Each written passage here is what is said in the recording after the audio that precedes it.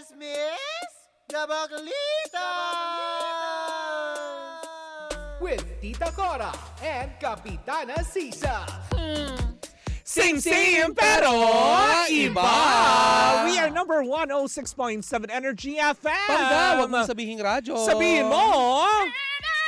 Yan! At syempre, Metro and Mega Manila, kayo patuloy pa rin pong nakatutok. Ako po si Kapitana Sisa. Ako lang pong yung Tita Cora.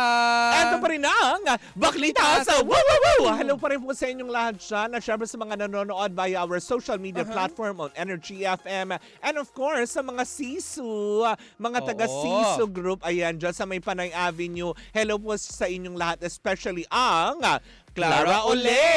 Hello po sa inyong lahat dyan, ang bonggang-bongga. Magandang araw po sa inyong lahat. At syempre, dahil nga good vibes ang Wednesday natin, Mare, eto na, mamigay na tayo ng pera para sa araw na ito, para sa ating Panga Bingo Plus Panalo!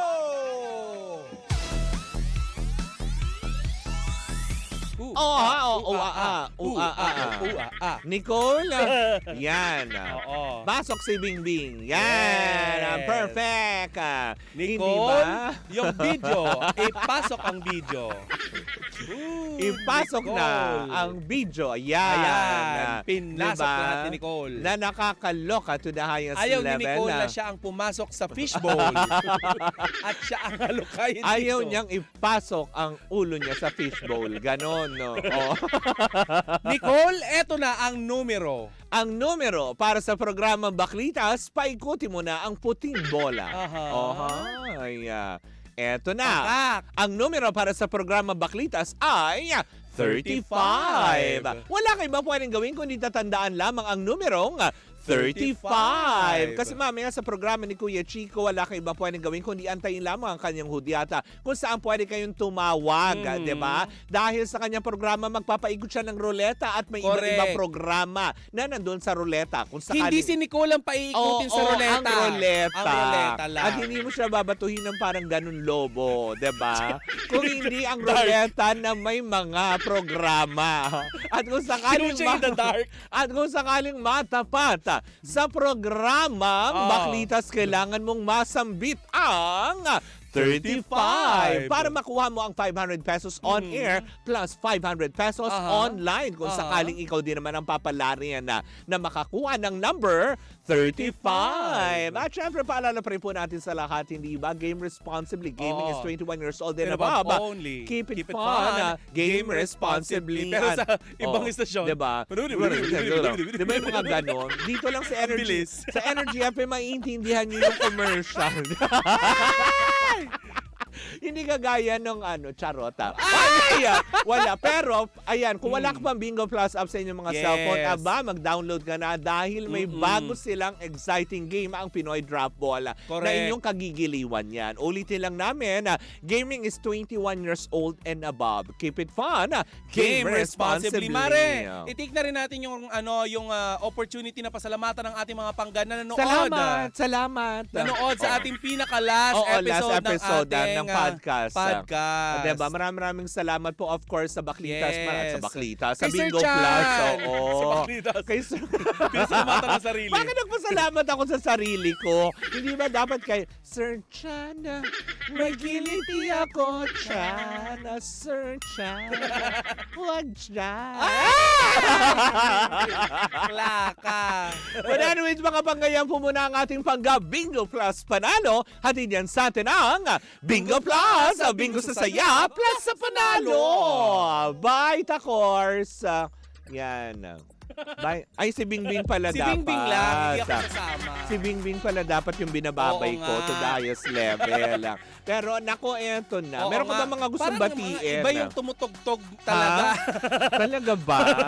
Oo nga. Parang iba yung tumutugtog, Mare. Parang, give me with the Oo. horse. mga Siyempre, ganon. di ba? Ganun talaga dapat. Hindi, babatiin ko lang siyempre si Ma'am Lida Aquino. Oo, nga. na nandito sa harapan natin nasa harapan natin ngayon. Di ba ng bongga? O ano na chika mo? Ito, Mare, kasi di ba napanood natin itong si Julian San Jose? Na ano? Na umawit nung Bingo Plus Night. Oo nga, di ba? Kung saan inilunsad, Mare. Di ba yung isa sa mga kinanta niya, I got you, Yeah, moonlight, moonlight. moonlight.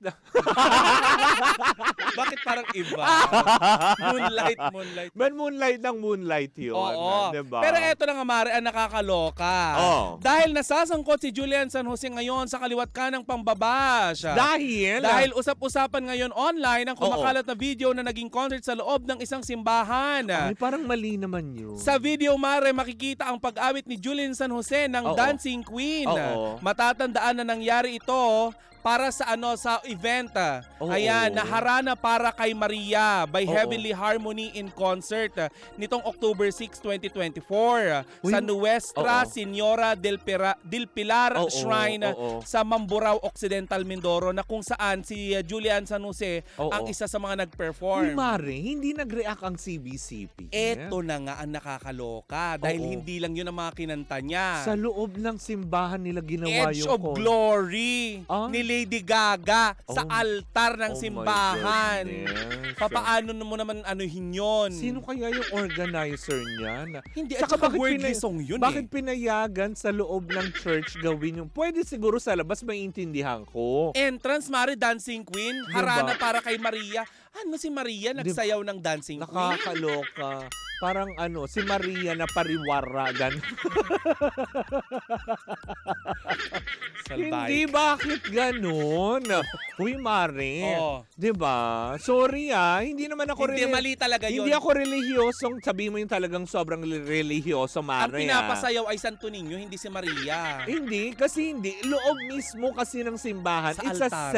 a sacred place. Oo. And altar yun. Mm-mm. Diba? Gaya nga na sinabi ko, Mare, Ipakita nga natin yung suot ni Julian San Jose sa mismong event. may slit pa. Naka-backless, ate. Oo, diba? Tapos nakatalikod Sa altar. ka sa altar mismo ng simbahan. Eh, di ba tayo nga bago... kung saan pag nagsis- ginagawa ang sagradong Yes, misa. Nakakalo. Tsaka pag nagsisimba tayo, di ba humaharap pa tayo sa altar para Oo, magpaalam, diba? nagbabaw. Oo. Siya, nag-dancing queen, naka-backless, tinalikuran niya yung altar. Nakakaloka. Sino kaya yung organizer nito?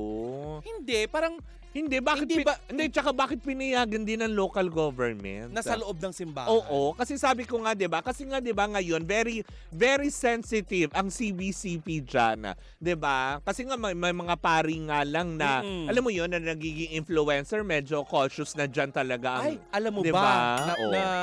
nasabi mo na din lang Oo, naman yan. oo. May mga chick, hindi ko alam kung totoo Oo. ha. May mga pare na pinagsabihan na dahil nga sa TikTok live. 'Di ba? Kasi nga bawal sila sa mga ganong klaseng engagements eh. Oo. Although naiintindihan ko naman yung ibang mga pare that they share the word of the Lord. Okay lang 'yun.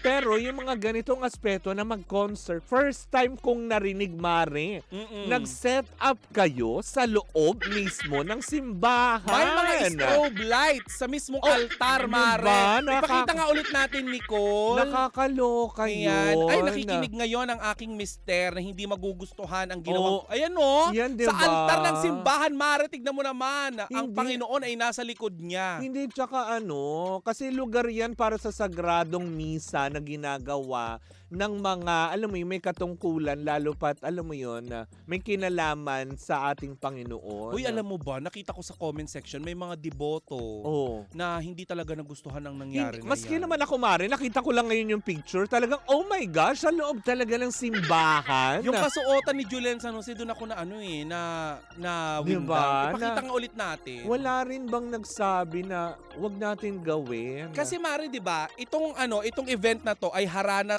para kay Maria. Oo, na ang patungkol saan? Kay Birheng Maria. Bakit ganun? 'Di ba dapat sagrado? Oo. 'Di ba dapat maski papaano itong event na to ay makapagnilay ang ating mga kababayan. Mare, maiintindihan ko kung yung mga lineup of songs niya is puro mga gospel songs, okay yun. Mm-mm. Pero Dancing Queen talaga? Alam mo, wala akong against sa talent ni Julian San Jose. Hindi, magaling siyang Oo. singer. Pero siguro yung ganong aspeto, 'di ba? Totoo ba? Na nakakaloka. Oy, nanonood daw ngayon si Mama Remy dyan sa Panglao, sa Bohol, at si Juna May. Ay, hello. Diba? Mama Remy, ikaw ba nagugustuhan mo ba yung ganon? Ay, nako. Mag-dancing queen sa altar ng simbahan dyan sa Mindoro? Hindi, tsaka para mag-concert kayo sa loob mismo ng kapilya. Parang Oo, never parang kong narinig yun, no. Mare. No. This is the first time. Sorry first time ko. Lalo pat fully set up. Hindi siya kapilya, Mare. Simbahan siya. Simbahan. First Oo. time ko talaga. yung marami ako naririnig nagko-concert outside the church. Yes. 'Di ba? Yun, May mga gymnasium yun normal diba? naman yun na ginagawa talaga, lalo pat pagdating sa ibang mga lalawigan, 'di ba? Kasi para magkaroon ng kasiyahan na minsan pa nga 'di ba bilang pagrespeto sa simbahan, Mare.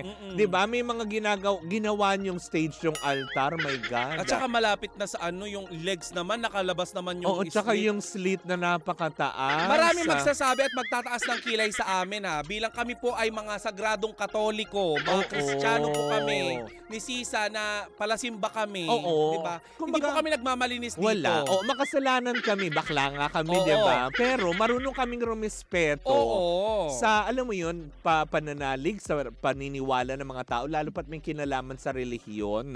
Correct. 'Di ba? Ang dami na nating nakitang ganyan. Like si Pura Luca Vega, Oo. 'di ba? Ginaya niya nga lang ang imahe ng ating Panginoong Hesukristo. Yes. 'Di ba kinundi na ng simbahang Katoliko? What more ito? Walang gagawing aksyon. For sure yan, nakaabot yan sa kanila. 'Di ba? And if ever hindi na rin ako magugulat kung itong si Julian San Jose ay humingi rin ng paumanhin Pero sa mga Mari, sa mga nainsulto. Pero Mari kasi 'di ba, katulad niyan ilan sa mga wag na tayo alam mo yan. Lalayo tayo ng konti sa international singers lang, Mari. Isinuot nga lang yung, alam mo yun, yung sagradong kasuotan ng mga madre. Oo, si Madonna. 'Di ba? Kinundi na yan ng mga taong simbahan. Mm-mm. Tapos 'di ba yung paggaya din sa ilang mga artist na 'di ba? Yung mga sagradong, alam mo yung gamit na ginagamit sa Yes. simbahan, kinukundi na ng ibang mga tao. What more po ito? My gosh. Parang, alam mo yun, yung organized, naiintindihan ko, trabaho lang po yung tinanggap ni Julian San Jose, pero parang ipinahamak nyo yung tao. Naku Mare, kahit pa. Siyempre, Diba? tatanggap ka ng trabaho, alam mo ang gagawin mo doon, alam mo ang sasagasaan mo. Diba? Diba, hindi naman na batang paslit si Julian San Jose para hindi niya Correct. malaman kung ano man yung trabahong gagawin niya doon. Alam mo sa Correct. altar ka papasok at kakanta ka ng Dancing Queen. Oo. Yung lineup of songs mo, ikaw ang naghahanda noon hindi naman sila Okay lang Diba? sana kung mga gospel songs. Tapos yung medyo yung kasuotan sana appropriate doon sa lugar. Dancing Queen, Diba na talaga. nakakaloka? Kasi di ba Mare, naiintindihan ko, ulitin ko first time ko na marinig talaga sa loob ng simbahan. Usually sa mga barabarangay, sa mga probinsya, nasa tabi yan ng simbahan. Yes. Pero bilang pagrespeto, laging iniintay matapos muna ang misa sa loob Yes. bago simulan sa labas ang Yes. kahit na anong event na gagawin. Correct. Tama ako, mali. Lalo pat yung mga marami, alam mo yun, na nasa events. Alam mo, maintindihan ko pa, Mare. Oo. Kung pumasok doon si Julian San Jose, Oo. na hindi naman ganun, kahit sabihin mo yung yung hindi labas yung Alam mo yung likod. corporate attire. Oo. Tapos Diba? ang kinanta niya yung I will follow you. Yung mga ganun, yung mga gospel songs Oo, nga, Mare. Hindi naman Dancing Queen, tapos nakalabas pa ang likod. Diba, yung mga ganun. Natuyo Tapos, talaga ang buhok ko. tapos ang slit ng gown, my goodness. Ginawa niyong entablado. Yung, Tablado talaga. diba? Yung Diba? mismong anong tawag dun sa gitna? Diba? Altar. Altar. Diba? Nangilabot po ako doon. Sorry Kumaga Ganun parang, na ba po natin hindi irespeto ang ating pong simbahan? I have nothing against Julian San Jose. Sa mga fans niya na mambabash sa amin, maiintindihan ko yun. Pero ako bilang pagtanaw lang din. For sure, kahit mapanood to ng ilan sa ating mga, alam mo yun, na kapamilya sa industriya tulad ni Cher Lala Soto, for sure, hindi siya mag-a-agree dito. Ayun Diba? nga lang, hindi naman ito ipinalabas sa television Hindi, para oo nga. mag-cover ng Ang ibig ko lang sabihin na, yung tipong maski yung mga ganun tao, kahit na sino, 'di ba, na may respeto sa relihiyon, 'di ba? Maiintindihan tong aspeto na hindi ito magandang nangyari sa loob. Marami pong paraan para ating haranahin Oo. ang ating Inang Maria. Correct, 'di ba? Pero hindi sa ganong paraan. Diba na nakakaloka? Parang Gugustuhin niyo po ba na na ganun ang gawin sa ating pong simbahan? pero Hindi. medyo na off ako doon. Sorry. Ay, sa ating mga pangga, Na hati po kasi ngayon ang ang opinion, pero sa amin po talaga, kami po ay hindi po namin nagustuhan. Oo. 'Di ba? Sa ating mga pangga na nanonood at nakikinig ngayon Correct. sa kanilang mga tahanan, Siyempre. kayo ba, ano ba ang opinion nyo sa naturang issue ngayon ni Julian San Jose kung saan umawit siya Oo. ng mga worldly song kagaya na lamang ng Dancing Queen, Oo, 'di ba? kagaya na lamang ng Edge of Glory ni Correct. Lady Gaga sa kanyang sa ginawang concert Syempre, Ayan. 'di ba? Matutuwa rin ba niyan si Helen Mijares Bunye? Mm-mm. Helen, matutuwa ka rin ba sa ganun, 'di ba? Na nakakaloka. There is always a place for everything, 'di ba? Mm-mm. Siguro the keyword doon, walang kasalanan doon. Biktima, gaya ng sinabi ko kanina, Mm-mm. kinawawa niyo doon si Julian San Jose dahil siya ang naka-front doon sa event na yun. Pero ang may kasalanan nun, yung organizer na Mm-mm. sana nag-isip po kayo, talaga ilagay nyo sa loob ng simbahan. Sino sa Yes. tingin mo makikipag-jamming sumayaw sa inyo dyan na nakaupo dun sa mahahabang bangkuan na may luhuran yan, 'di ba? Tsaka, Ito pa sabi ni sa TikTok, sabi Oo. ni Jelina oh, Manasan, oh. walang matutuwa dyan kahit ano ang sabihin nila. 'Di ba? Na it's a wrong. Sorry. For me, now, it's a no for me. Mm-mm. 'Di ba? Yun lang ang masasagot ko ngayon. It's a no for us. 'Di ba? Natutuwa po ako at humahanga ako sa talent ni Julian San Jose. Pero kinawawa niyo po yung artistang inilagay niyo doon dahil siya yung mababatikos at hindi kayo bilang organizer. Kagaya na lamang Mare ng nangyari dun sa kay Miss Catering, 'di Oo, ba? 'di ba? Oh, 'di ba production din ang Oo. Wala din pagkakaiba yan. Siguro sana man lang bago nangyari yung show, Julian, pwede bang ganito yung isuot natin? Oo, kaya 'di ba may makakakita Oo. niyan, Julian, kasi sa loob yung venue. Oo. Baka pwedeng palitan ng ibang damit. Oo. Or prior to that, for sure aware din naman din yung Mm-mm. artista kung saan siya sasalpak na entablado. Kaya lang sana 'di ba, yun nga din, may nag-remind lang din sa kanya na sa loob ng simba. Kasi bilang taong production Correct. lagi may ganun ka ahead of time, sasabihin mo na kaagad, yung kasuotan natin kasi medyo sa loob, medyo sensitibo ang ating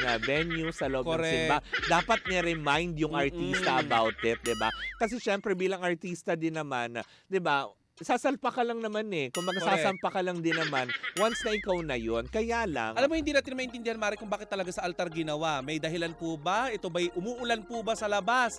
At mare may tent.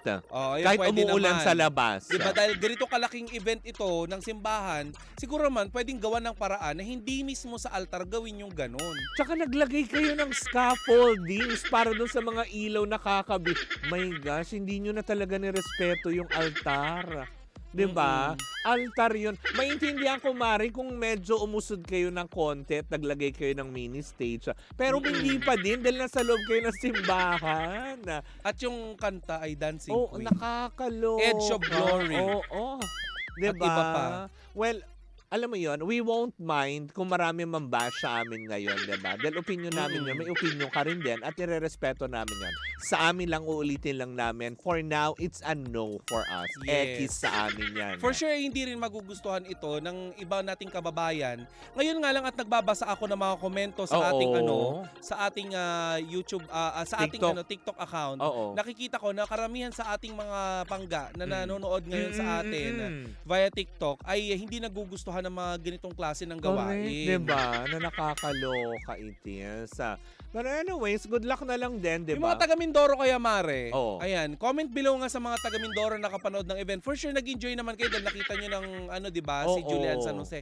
Pero, isipin din po natin, Sinang diba, ayunan nyo po? Nasa loob po ba ng talaga? simbahan. Talaga po ba? Yun lang naman yung katanungang aking iiwan bago tayo tuluyang magtapos, diba? Na nakakaloka. Nangilabot po ako doon. Oo, makasalanan po akong tao, makasalanan po kami. Pakita nga ulit natin sa huling pagkakataon. Pero sa pagkakataon pong ito, 'di ba? 'Di ba? Bilang isang makasalanang tao, ako po 'yung nangilabot sa ginawa niyo, 'di ba? Nakakaloka. But anyways, 'di ba? Good luck na lang din. Antayin na lang din natin mag-react. Of course, hindi palalampasin to ng CBCP, 'di ba? Ng Simbahang Katoliko dahil syempre very sensitive sila about this, 'di ba? Magamit mo nga lang ang salita ng Panginoon sa ibang bagay, nagre-react agad sila, 'di ba? Correct. And anyways, kung ano man ang kakahinatnan nito, sama-sama pa rin natin pakatutukan sa mga susunod na araw. For sure, ay tututukan nila. Oo. At kung sakali mang humingi ng paumanhin itong si Julian San Jose, tigilan na din po natin ang pambaba sa kanya dahil Correct. trabaho po ang pinuntahan niya doon. Correct. Ang hindi lang natin alam ay kung ano po ang nakapaloob sa Sa usapan kontrata. nila ng organizer. Correct, 'di ba? Nasabi ba sa kanya na sa simbahan talaga ang venue? Kasi for sure mape-prepare naman niya yung sarili niya 'di ba? Correct. Well, anyways, kung saan man nahantong 'yan, ulitin lang din natin, 'di ba? Na biktima si Julian ang San Jose sa event na ito at hindi po siya dapat ang pupugi natin dahil siya lang ay nagtanghal lang naman, 'di ba? But anyways, mga pangga, dyan mo muna natatapos ang ating chikahana on a Wednesday morning. Muli po ako po si Kapitana Sisa. Ako naman po ang yung Tita Cora. And we are still same pero iba. Tuloy-tuloy pa rin po ang ating tugtugan. Siyempre, dito po lamang yan sa number 106.7 Energy FM. Pangga, wag mong sabihing radyo. Sabihin mo!